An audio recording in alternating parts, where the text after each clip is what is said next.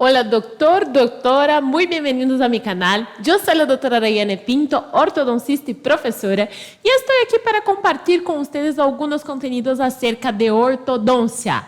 Hoy nosotros vamos a hablar de mordida cruzada posterior. Coja su cafecito, su agua y venga conmigo a aprender un poco más sobre este tema. Bueno, café adicta. Yo estoy aquí siempre viendo los contenidos que yo busco en YouTube y yo siento falta de algún video que traiga todo, que sea una clase de verdad, que traiga todos los contenidos acerca de un tema. Y es por eso que estoy aquí haciendo este canal. Porque yo quiero que ustedes no se queden ahí, busquen un contenido aquí, busquen otro contenido ahí y no encuentren todo lo que ustedes necesitan para tratar un paciente con determinado problema o malocclusión. Entonces, este canal es un canal para resolver el problema, ¿ok? Para ustedes encontrarem todo lo que necesitan acerca de un tema. Por eso son videos más largos. Pero no hay problema, vamos a ir poquito a poquito aprendendo sobre los temas de ortodoncia. Buenísimo. Para que ustedes tengan una visión perfecta acerca de un tema, voy a dar para ustedes 5 tópicos. ¿Está bien? En este video ustedes van a ver, primero, de dónde viene la mordida cruzada posterior y cómo es la mordida cruzada posterior. Después, hasta qué edad tratar, tema muy polémico. Después, cómo ustedes van a tratar la mordida cruzada posterior. Y por último, los aparatos que podemos utilizar para la corrección, que existen en todo el mundo, y yo voy a decir para ustedes mis preferidos. Y después, acerca de la contención de los resultados. ¿Está bien? Comenzamos. Cafecito.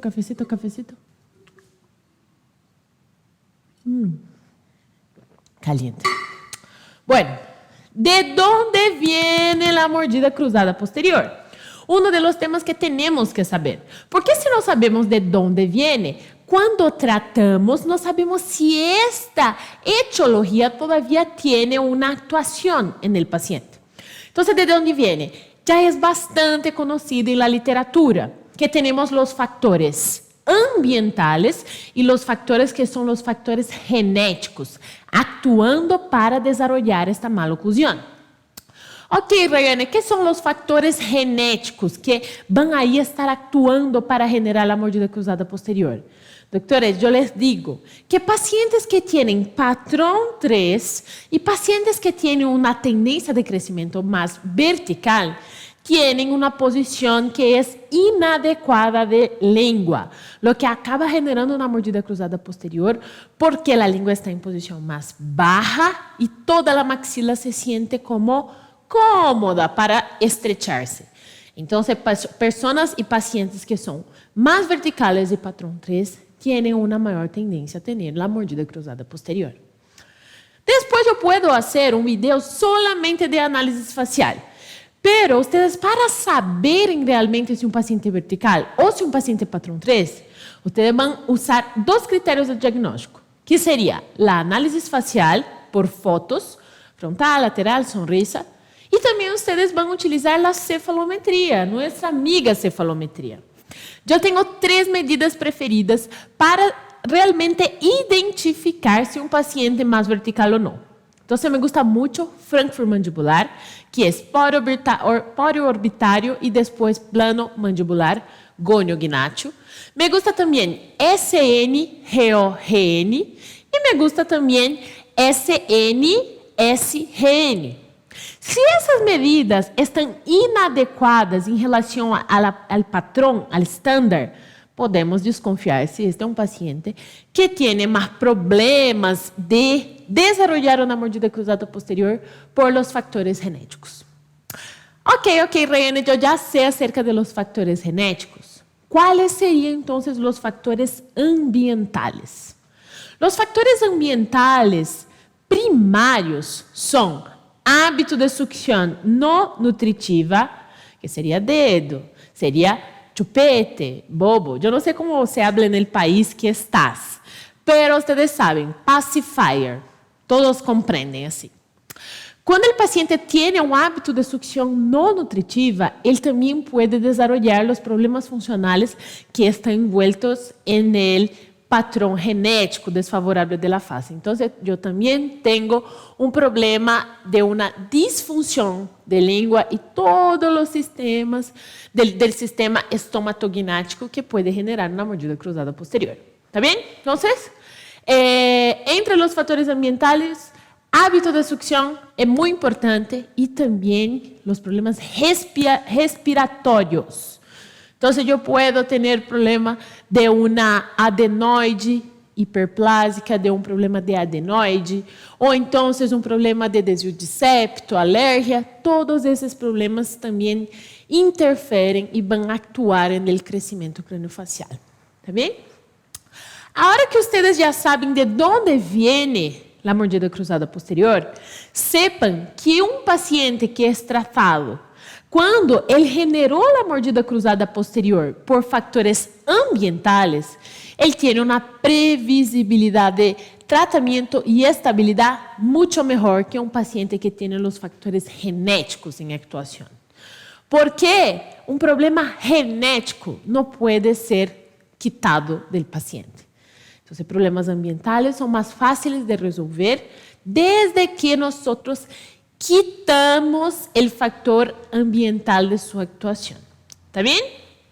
Como é a mordida cruzada posterior? A mordida cruzada posterior pode ter um caráter unilateral ou bilateral. Essas são as características essenciais para a visualização da mordida cruzada posterior. Pero todavía, ustedes tienen que comprender outra coisa. Em la grande maioria das vezes, a mordida cruzada não é unilateral, não é bilateral, como nós vemos. ¿Por quê? Porque ela tem um aspecto de funcionalidade. Seria uma mordida cruzada posterior funcional, sempre. Porque quando nós manipulamos este paciente em relação cêntrica, quando este côndilo está em posição mais superior e posterior em la fossa glenoide, então eu tenho aí sempre um resultado simétrico. Solamente pacientes sindrômicos têm uma maxila assimétrica. A grande maioria das vezes, um paciente sempre é simétrico. Então, nós sempre manipulamos para saber se este paciente está simétrico e qual é a severidade desta mordida cruzada posterior. ¿Está bem? Então, pode ser unilateral, pode ser bilateral, e o paciente faz adaptação funcional para comer, para respirar, ¿está bem? Pero solamente temos que ver, esta mordida cruzada posterior está simétrica? Se está simétrica, quando nós manipulamos, se queda aí de vis a vis com os posteriores. Ok, vamos adelante com nosso tratamento. ¿Hasta que edad eu vou tratar? Doutores, este é um tema que genera bastante discussão em la literatura. ¿Por que genera discussão? Porque as pessoas intentam e os investigadores vêm aqui com intentos para determinar para cada caso. O paciente da doutora Rayane pode expandir hasta los 15 anos e depois de outra pessoa do outro lado do mundo, de China, de Indonésia, eu não sei de onde, pode expandir hasta outra idade. Pero não é assim. Cada indivíduo tem características muito de él, muito personales. Então, eu posso ter aí uma pessoa em minha família que tem um crescimento e a outra pessoa tem outro padrão de crescimento. Então, eu posso ter características muito individuais.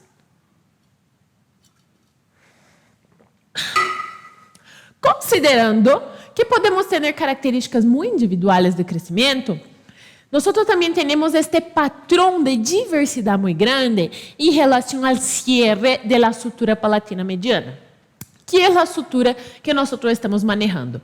Recuerdo que sutura é a junção de dois huesos separados por um tecido conjuntivo. ¿Está bem? Consideramos como sutura de qualquer parte do corpo quando temos estas características.